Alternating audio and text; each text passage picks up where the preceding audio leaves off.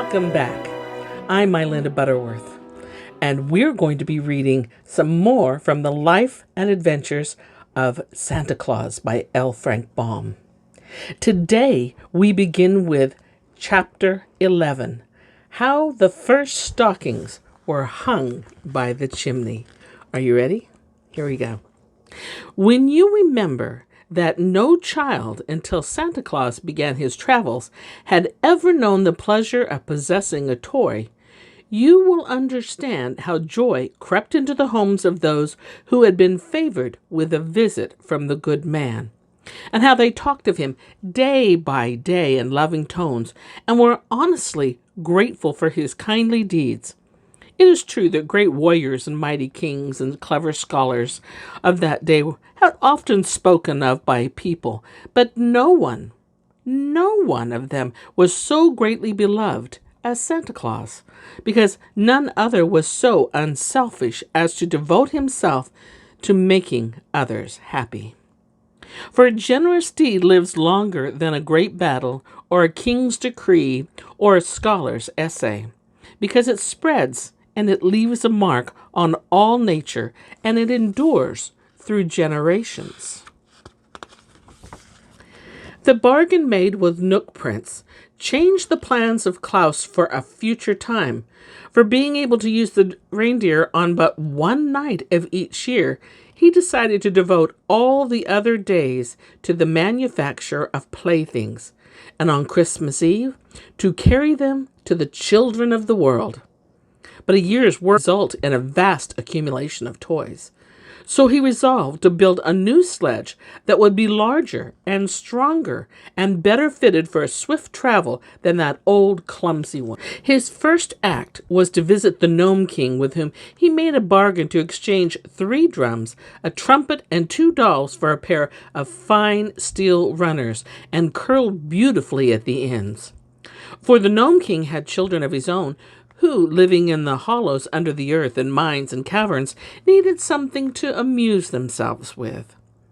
In 3 days the steel runners were ready, and when Claus brought the playthings to the Gnome King, his Majesty was so greatly pleased with them that he presented Claus with a string of sweet-toned sleigh bells in addition to the runners. "These will please Glossie and Flossie," said Claus, as he jingled the bells and they listened to their merry sound. "But I should have 2 strings of bells, 1 for each deer."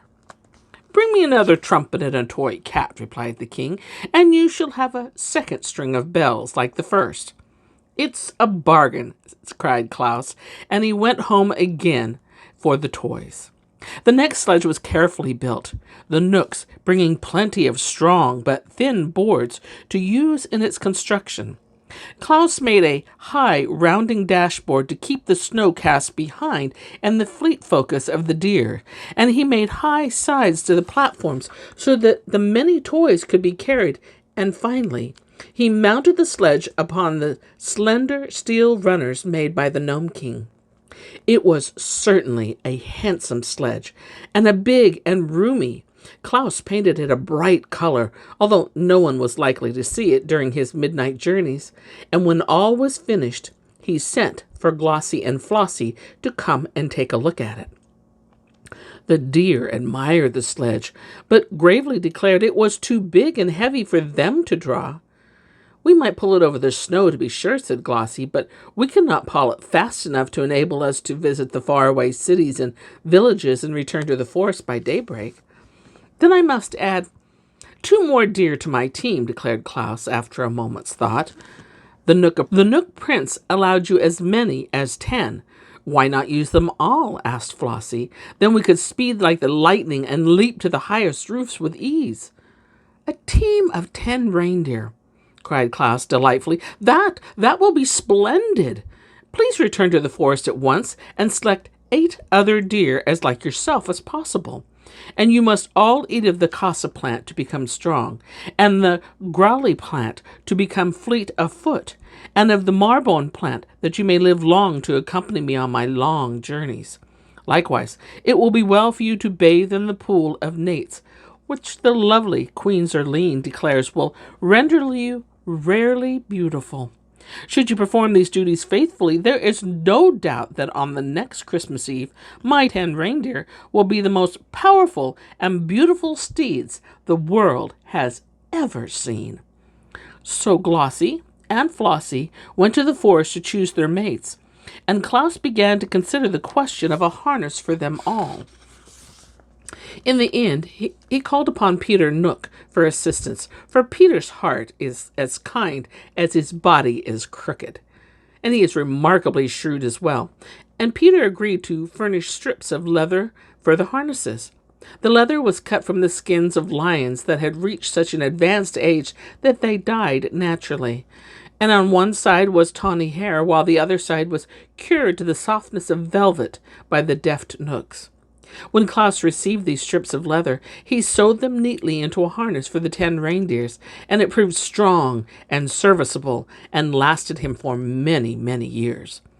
The harness and sledge were prepared at odd times, for Claus devoted most of his days to making of toys. These were now much better than the first ones had been, for the immortals often came to the house to watch him work and to offer him suggestions. It was Nassil's idea to make some of the dolls say Papa and Mama. It was thought of the Nooks to put a squeak inside the lambs, so that when a child squeezed them, they would go bah. And the Fairy Queen advised Claus to put whistles in the birds, so that they could make them sing, and wheels on the horses so children could draw them behind them.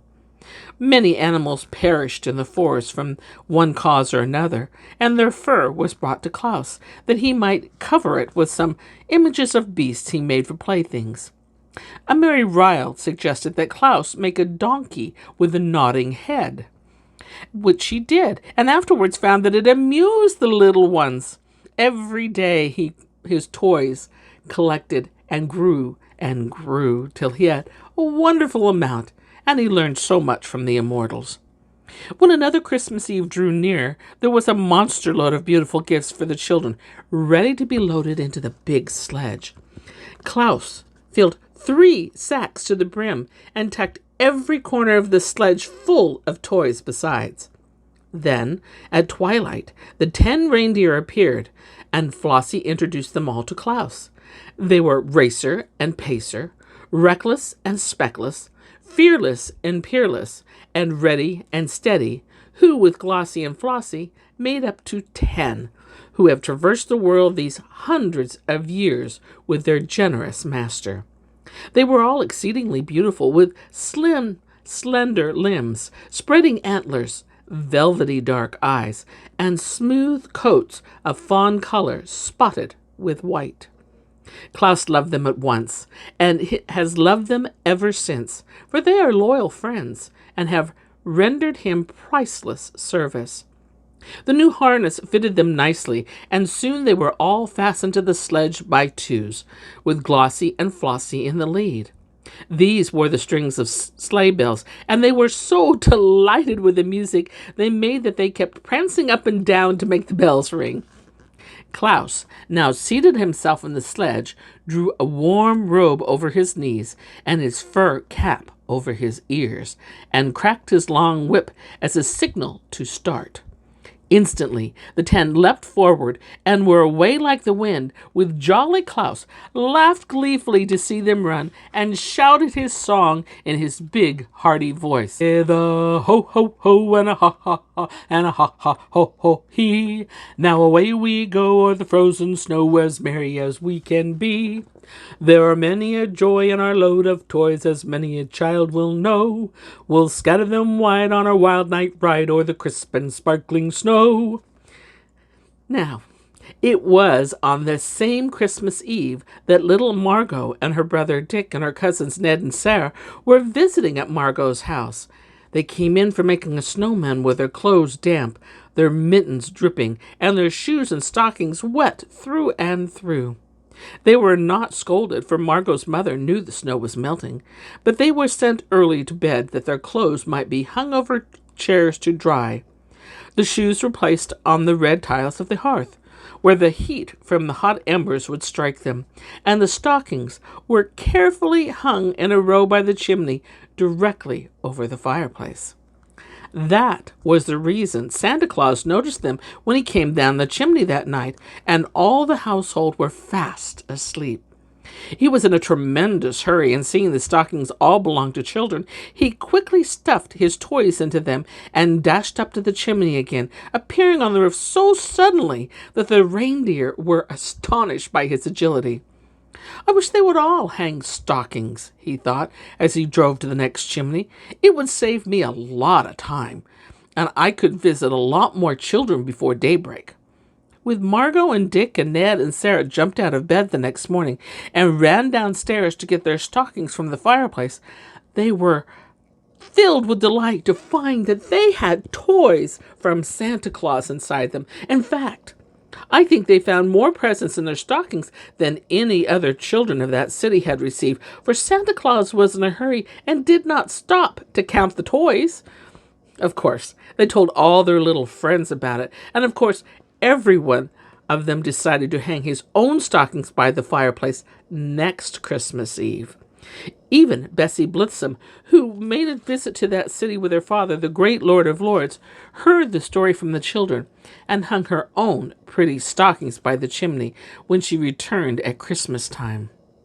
On the next trip, Santa Claus found so many stockings hung up in anticipation of his visit that he could fill them in a jiffy and be away in half the time required to hunt the children up and place the toys by their bedstead. The custom grew year after year and has always been a great help to Santa Claus. And so, with so many children to visit, he surely needs all the help he can so we can give it to him, right? Chapter 12. The First Christmas Tree. Claus has always kept his promise to the Nooks and returned to the Laughing Valley by daybreak. But only the swiftness of his reindeer has enabled him to do this, for he travels all over the world. He loved his work, and he loved the brisk night ride on his sledge and the gay tinkle of the sleigh bells. On that first trip with the tan reindeer, only Glossie and Flossie wore bells, but each year thereafter, for 8 years, Claus created presents to the children of the Gnome King, and the good-natured monarch gave him a return, a string of bells at each visit, so that finally every one of his 10 deers was supplied, and you can imagine what a merry time they had as the bells played as the sledge sped over the snow. The children's stockings were so long that it required a great many toys to fill them, and soon Claus found there were other things besides toys that children love. So he sent some of the fairies, who were always his good friends, into the tropics, from whence they returned with great bags full of oranges and bananas, which they plucked from the trees. And other fairies flew to the wonderful Valley of Punyland, where delicious candies and bonbons grow thickly on the bushes, and returned laden with many boxes of sweetmeats for the little ones. These things Santa Claus, on each Christmas Eve, placed in the long stockings together with the toys, and the children were glad to get them, as you may well be sure. There are also warm countries where there is no snow in winter, but Claus and his reindeer visited them as well as the colder climes, for there were little wheels inside the runners of his sledge, which permitted him to run smoothly over bare ground as he did on snow. And the children who lived in the warm countries learned to know the name of Santa Claus as well as those who lived near the Laughing Valley. Once, just as the reindeer were ready to start on their yearly trip, a fairy came to Claus and told him of 3 little children who lived beneath a rude tent of skins on a broad plain where there were no trees whatsoever. These poor babies were miserable and unhappy, for their parents were ignorant people who neglected them sadly. Claus resolved to visit these children before he returned home, and during his ride he picked up the bushy top of a pine tree, which the wind had broken off, and placed it in his sledge. In the early morning, when the deer stopped before the lonely tent of skins where the poor children lay asleep, Claus at once planted the bit of pine tree in the sand and stuck many candles in the branches. Then he hung some of his prettiest toys on the tree, as well as several bags of candies. It did not take long to do all this, for Santa Claus works quickly, and when all was ready, he lighted the candles, and thrusting his head in an opening of the tent, he shouted, "Merry Christmas, little ones!" With that, he leaped into his sledge and was out of sight before the children, rubbing the sleep from their eyes, could come out and see who had called them. You can imagine the wonder and the joy of these little ones who had never in their lives known a real pleasure before, when they saw the trees sparkling with lights that shone brilliant in the gray dawn and hung with toys enough to make them happy for years to come. They joined hands and danced around the tree, shouting and laughing until they were obliged to pause for breath. And their parents also came out to look and wonder, and thereafter had more respect and consideration for their children, since Santa Claus had honored them with such beautiful gifts. The idea of the Christmas tree pleased Claus, and so the following year he carried many of them in his sledge and set them up in the homes of poor people whom seldom saw trees, and placed candles and toys on the branches. Of course, he could not carry enough trees in one load for all who wanted them, but when sent Of course, he could not carry enough trees in one load for all who wanted them, but in some homes the fathers were able to get trees and have them all ready for Santa Claus when he arrived. And those the good Claus always decorated as prettily as possible, and hung with toys enough for all the children who came to see the tree lighted. These novel ideas and generous manners in which they were carried out made the children long for that one night all year long, when their friend Santa Claus would come to visit them, and as much anticipation and very pleasant and comforting the little ones gleamed much happiness by wondering what would happen when Santa Claus arrived.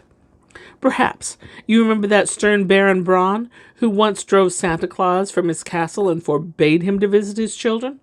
Well, many years afterwards, when the old Baron was dead and his son ruled in his place, the new Baron Braun came to the house of Claus with his train of knights and pages and henchmen, and dismounting from his charger, bared his head humbly before the friend of children. "My father did not know your goodness and worth," he said, "and therefore threatened to hang you from the castle walls. But I have children of my own who long for a visit from Santa Claus, and I have come to beg you that you will favor them hereafter as you do all the other children." Claus was pleased with his speech, for Castle Braun was the only place he had never visited, and he gladly promised to bring presents to the Baron's children the next Christmas Eve. The Baron went away contented, and Claus kept his promise faithfully. Thus did this man, through very goodness, conquer the hearts of all. And it's no wonder he was ever merry and gay, for there was no home in the wide world where he was not welcomed more royally than a king. And that's where we end our story for today. But I'll be back tomorrow, and we'll learn more about the adventures of Santa Claus. Till then, we'll see you soon. Bye for now.